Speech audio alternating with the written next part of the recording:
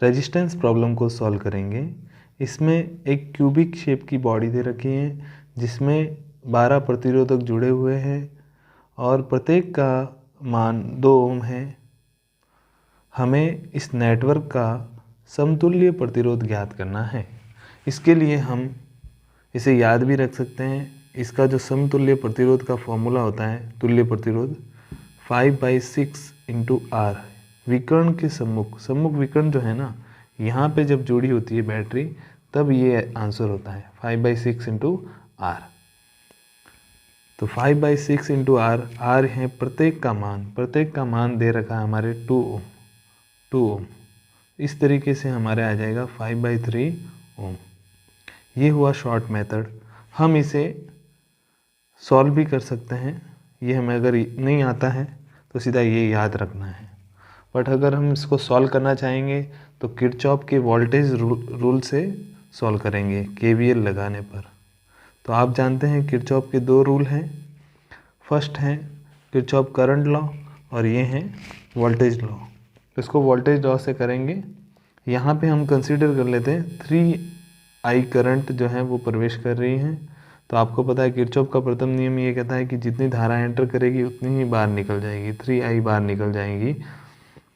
और ये जो 3I है यहाँ से कन्वर्ट होगी 3 पार्ट में जो है डिस्ट्रीब्यूट हो जाएगी।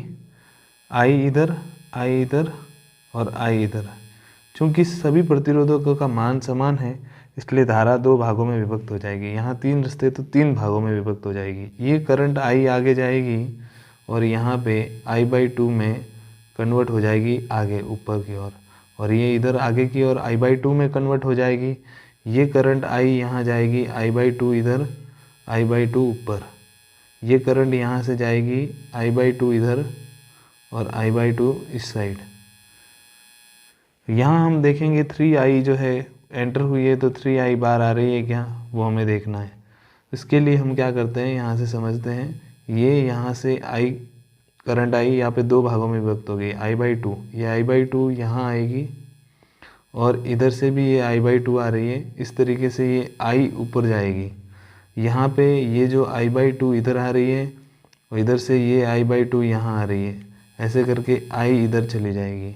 यहाँ से I/2 इधर आएगी, ये I/2 और नीचे से I/2 आ रही है तो यहाँ पे मिलके हो जाएगी I। तो ये I इधर आई और ये I और ये I, इस तरीके से हो जाएगी 3I। यहाँ पे आप 9I मान के भी कर सकते हैं, 6I मान के भी कर सकते हैं और I मान के भी कर सकते हैं। बट I अगर मानोगे तो I/3 और I/3 हो जाएगी वो। तो थोड़ा सा कैलकुलेशन में प्रॉब्लम होती है इसलिए 3I लिया हमने। किरचॉफ वोल्टेज लॉ लगाने पर, तो किरचॉफ वोल्टेज रूल जो है वो हम लगाएंगे। यहाँ पे हम बंद लूप के अंदर लगाते किरचॉफ का वोल्टेज लॉ। बंद लूप यहाँ पे कल्पना करेंगे DE ये वाला, यहाँ से फिर G F C और D, DE G F C D। ये एक बंद लूप हो गया, जहाँ से स्टार्ट किया वापस वहीं पे। तो बंद लूप में KVL लगाने पर तो किरचॉफ वोल्टेज लॉ ये कहता है कि जो वोल्टताओं का बीजगणितीय होता है वो 0 होता है किसी बंद लूप में, है ना। तो उस तरीके से हम करते हैं। तो वोल्टताएं देखेंगे, यहाँ पे वोल्टता हमें दिख रही हैं, यहाँ से आने पर कोई वोल्टता नहीं दिख रही है यहाँ पे, क्योंकि I/R वोल्टेज देता है। यहाँ पे वोल्टेज हमें दिख रही है। तो हम इस तरीके से यहाँ से एनालाइज कर रहे हैं सर्किट को इस तरीके से। तो यहाँ पे आएगा -10 वोल्ट, या फिर हम इसको ऐसे लिख सकते हैं, ये विद्युत वाहक बल माइनस में प्लस। अच्छा, यहाँ पे हम आगे बढ़ेंगे D से E तक आए, E से G तक कोई भी हमें वोल्टेज यहाँ पे ड्रॉप होता हुआ नहीं दिख रहा है। आगे बढ़ेंगे G से F तक, यहाँ पे वोल्टेज ड्रॉप होगा तो ये I ऊपर जाएगी, I/R यहाँ वोल्टेज ड्रॉप होगा। अब हम जा रहे धारा की विपरीत दिशा में, धारा की दिशा में वोल्टता घटती है, धारा की विपरीत दिशा में वोल्टता बढ़ती है। तो यहाँ पे हम इधर आएंगे, ये हो जाएगा प्लस IR। आप इसका विपरीत भी ले सकते हैं। फिर यहाँ से F से C तक, F से C तक हमें करंट दिख रही है I/2 इंटू यहाँ पे प्रतिरोध है R। हम विपरीत दिशा में आ रहे हैं तो वोल्टता बढ़ेगी। फिर C से D तक हमें वोल्टेज अपने करंट I इंटू R, यहाँ पे वोल्टेज V मिलेगा जो कि पॉजिटिव होगा। इन सब का बीजगणितीय योग 0 होगा। देखिए हमारे पास ये हो जाएगा 2R प्लस IR/2, तो ये मिलके हो जाएगा